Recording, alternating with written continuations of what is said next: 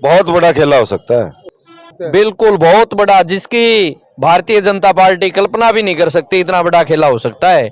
उनके सानिध्य में, उनके आदेशानुसार पूरी टीम दल बल के साथ तैयार रहेगी। उनका जो आदेश होगा वो मान्य होगा। जनरल वत्स हम वर्तमान वाले तो देखिए, इन्होंने रेस्ट हाउस बनवाया, काफी विकास किए हैं। जो आज आपने भी नहीं मेरा पैसा किसका लैप्स हुआ है और पैसा किसका लगा है। बीजेपी के राज्यसभा सांसद डॉक्टर डीपी वत्स का कार्यकाल पूरा होने के बाद दोबारा से राज्यसभा में भेजने की मांग को लेकर आज सैकड़ों की संख्या में लोग रेस्ट हाउस हांसी में इकट्ठा हुए। मीटिंग की अध्यक्षता हरियाणा ब्राह्मण संसद के आयोजनकर्ता अध्यक्ष रविंद्र अत्री ढंडेरी ने की। मीटिंग में किसने क्या क्या कहा और कौन कौन पहुंचे इस मीटिंग में, देखिए पूरी वीडियो।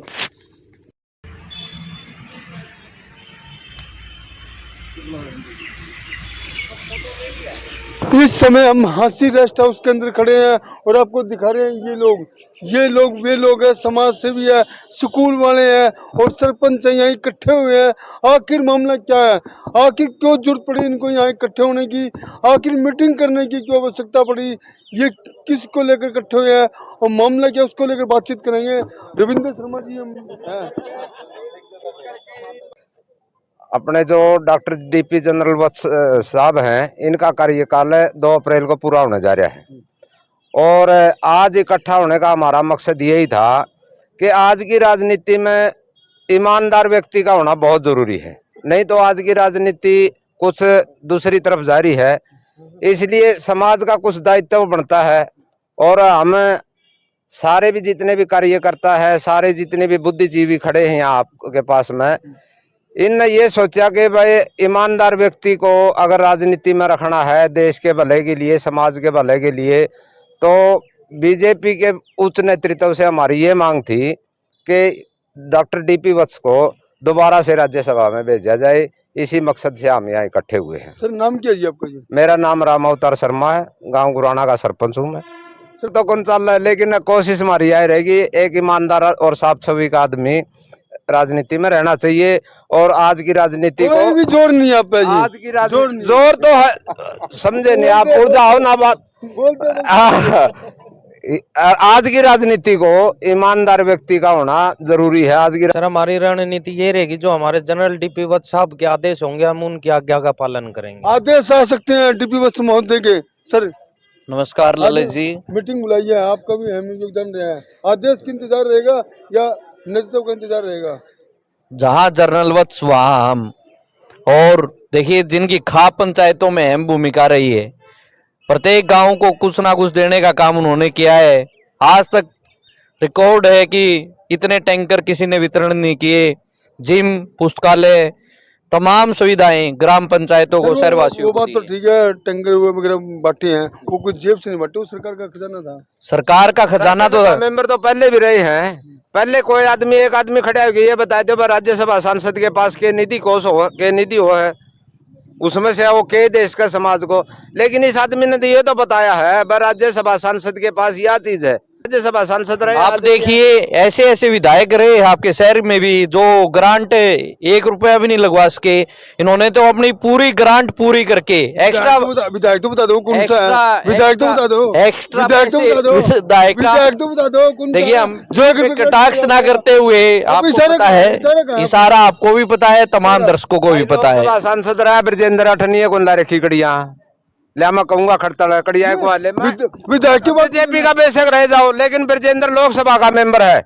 एक गांव में खड़े होकर नहीं कह सकता कि मैंने 10 रुपये यहाँ लगाए हैं पंचायत में या समाज में, लेकिन इस आदमी ने राज्यसभा का सांसद होते हुए भी पैसा दिया है। नहीं, एमएलए जो पास्ट में रहे हैं, वर्तमान वाले तो देखिए इन्होंने रेस्ट हाउस बनवाया, काफी विकास किए हैं।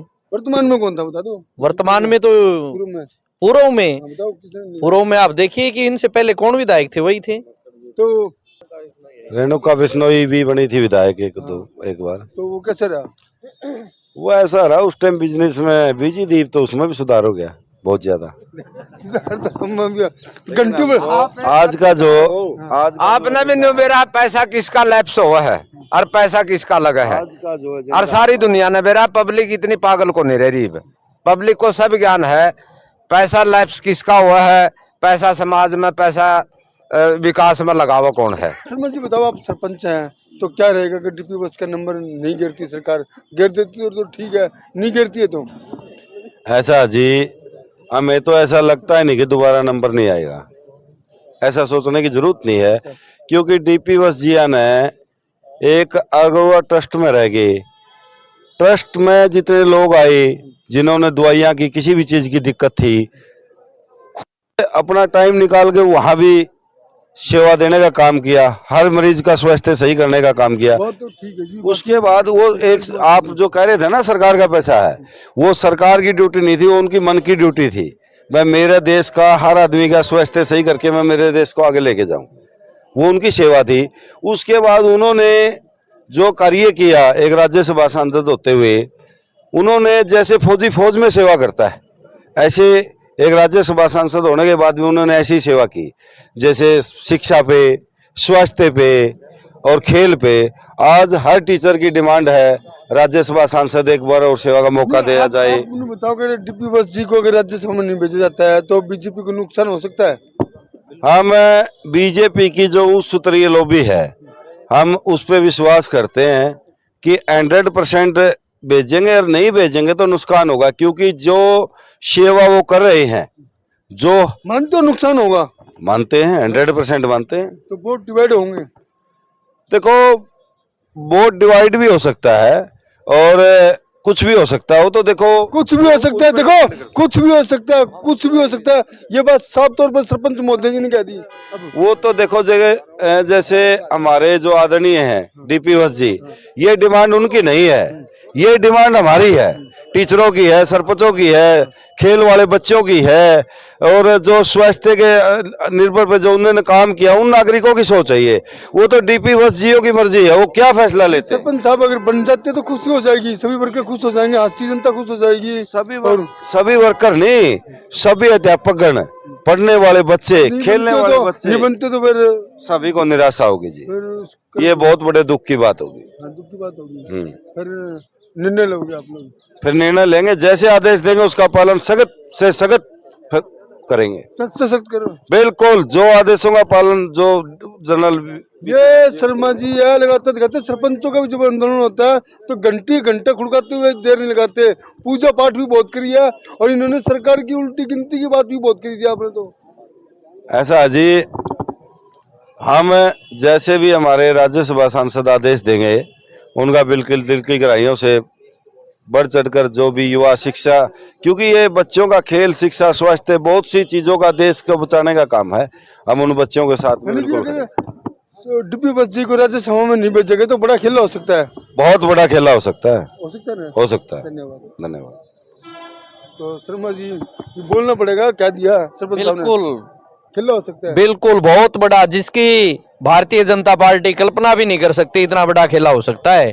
उनके सानिध्य में, उनके आदेशानुसार पूरी टीम दल बल के साथ तैयार रहेगी, उनका जो आदेश होगा वो मान्य होगा। बहुत धन्यवाद। ये देखिएगा, आज जिस प्रकार उन्होंने मांग करी है, सरकार से मांग करी है और बीजेपी हाईकमान से मांग करी है, डीपी बस को राज्यसभा में द्वारा भेजा जाए, अगर नहीं भेजा गया तो बहुत बड़ा खेला हो सकता है, ये उनके समर्थकों के द्वारा कहा जा रहा है। सरपंच यहाँ पहुंचे हैं, काफी संख्या में स्कूल वाले पहुंचे थे, कहीं ना कहीं डीपी बस के समर्थन में आए थे। उन्होंने साफ तौर पर मांग करी सरकार से कि इनको राज्यसभा में द्वारा भेजा जाए, नहीं तो बहुत बड़ा खेला हो सकता है।